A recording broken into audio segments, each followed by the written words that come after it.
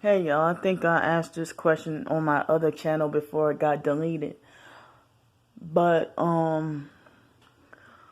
have any of y'all ever experienced any of the gang stalkers, if not actually taking you to court, but any of them ever at least threatened to take y'all to court to try to silence y'all, like make a threat to not only gang stalk, but see, this narcissism and gang stalking, it goes hand in hand. So, like any of the narcissistic perps, or any narcissistic, like I heard that a lot of times a person who's a handler is a narcissistic abuser. They're like the chief narcissist in your life is usually the handler. I heard people say. But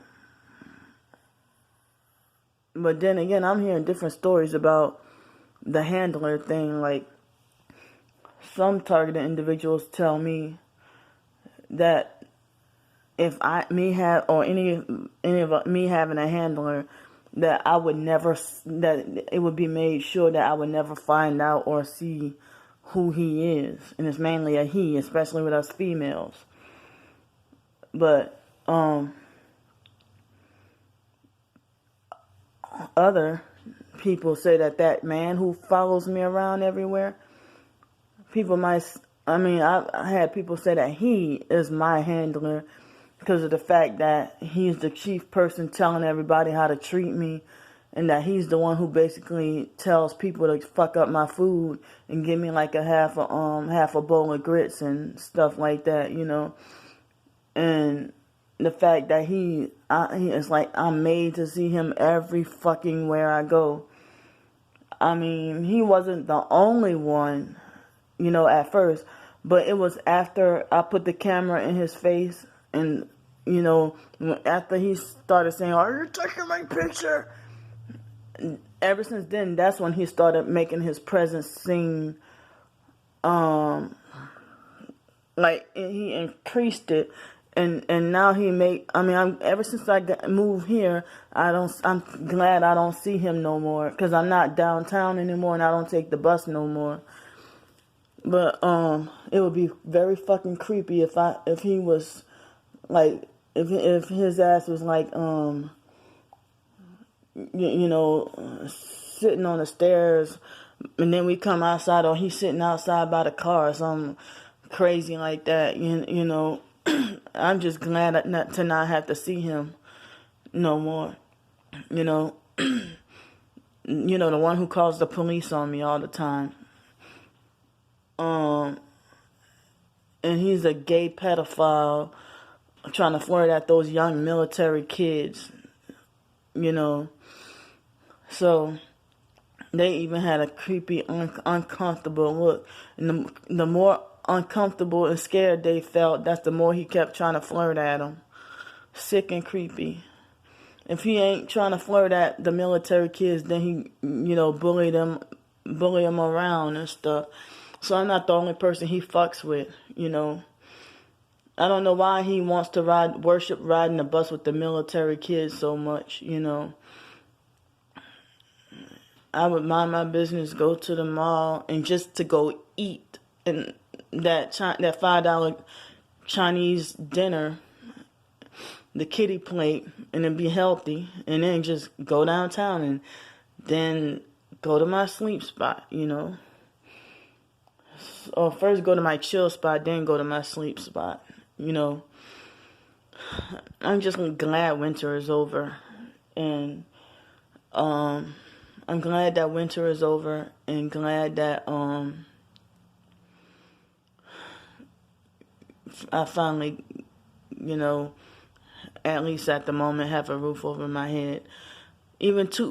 I can't even, I'm trying to not, say too much, but it's like, I can't even say a lot of positive or good things that would end up being messed up. So that's why I can't even say the good stuff that's going on as much as I would want to. But people be like, "Oh, you're so negative," or whatever. But if I mention about anything good, that would be stopped, you know. But people always talk about you can't control what other people do. You can't control what people around you do. You can only control what you do, you know. But then everybody else can freaking control me, you know. I don't have freedom of movement, freedom of right to do what I want to do. And ever since Easter Sunday, the neighbors below us have been blasting loud music. And they have a lot of people trafficking in and out of their house, but I don't know if they're on drugs or nothing. But I do know they smoke weed.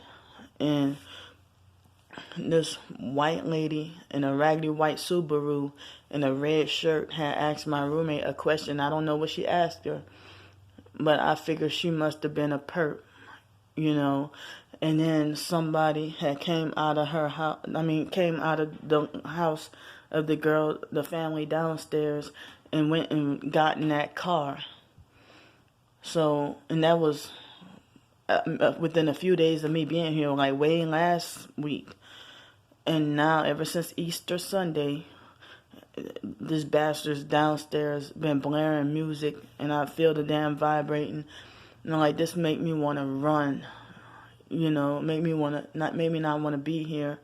But it's like I don't have anywhere else to go. Like, I don't have anywhere else to exist. So, well, I can't even say that my roommate is being nice to me, you know. So, can't even say that, you know, or they'll try to go and ruin it. But I had already warned her, you know, about what they would do. But I know she still doesn't know me that well, and I heard that it's easier to get people who don't know you that well to get them, you know, doing stuff, you know. And I heard sometimes, like, even though my family might know me well, but I heard that they even threaten your like the gang stalkers even threaten your family and have them start perping you, you know, if they believe. But my family's retarded enough that they would have been easily convinced and more than glad to take the damn money. They'd be more than glad to take the bribes. That might be why the gay brother Mark in 2007, he used to always arrogantly brag and boast about all the free shit he would get. And then in 2007, he reversed it on me and used it against me and threw it in my face, trying to lie and say, you want everybody to agree with you. Me and him got into an argument because I tried to put a stop to him trying to take my money. And he said, you want everybody to agree with you and you want everything free. You know, and it's like you're not allowed to tell anybody what they did. He used it against me about my twin sister going back and telling him about what I said. You know, because she was loyal to him because he's light-skinned, you know, and I better not say anything else because it's too shameful, you know, that, not shameful on my part, but shameful on the family, you know, and that's why I'm not part of them, because I'm not part of their personal secret satanic witchcraft cabal. If you know what I mean, you know. And that's why I'm the black sheep of the family. But anyway, I had planned to get together and been trying, you know, a book.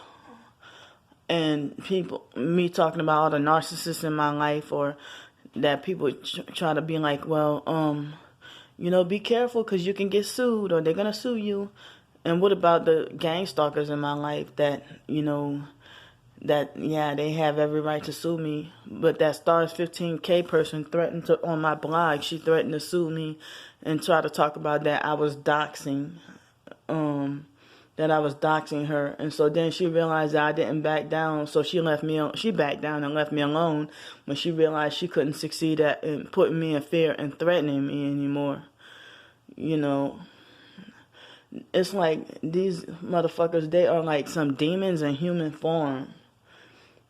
You know, and that Stars 15K person, I think that's the person who threatened me on the phone, to threaten to have me locked up in a mental institution. And when you go through the worst with the perps, that's when other professed targeted individuals, when you try to talk to them, they'll kick you down even harder. And then they'll do stuff like they'll come crying and complaining to you about what their struggles and what they're going through and their problems. But then when you tell them what you're going through, they just dismiss and ignore you. And like as if what you said is not important, you know. So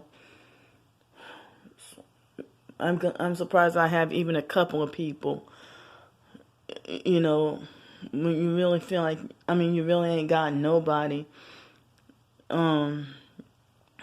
Numerous targeted individuals, I had to turn them loose, you know. They seem narcissistic and controlling. So, and I don't go around trying to dictate people's lives and tell people what they need to do, you know. So I'm going to leave off of here. I'll talk to y'all later. Bye.